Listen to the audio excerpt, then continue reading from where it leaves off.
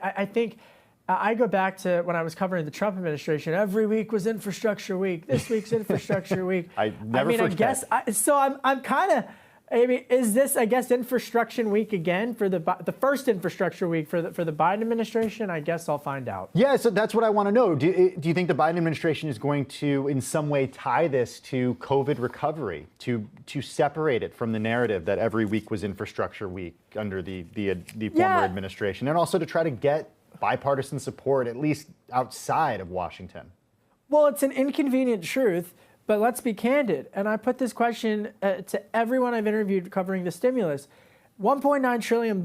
You know how much money went to retraining people for industries that, unfortunately, and we've got to be honest here, aren't going to come back in the post-pandemic economy? Tell us.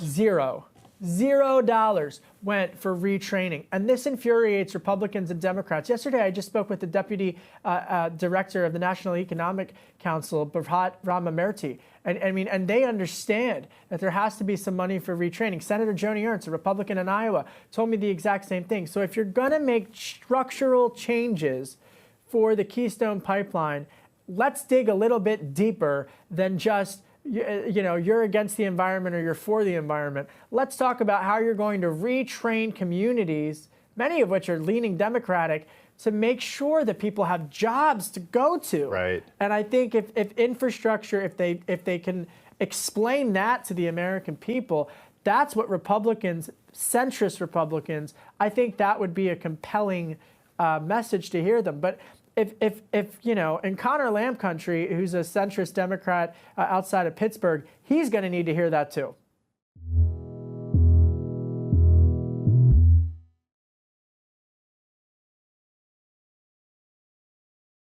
The biggest stories the moment they happen from around the globe. Subscribe to Bloomberg Quick Take now for insight in an instant.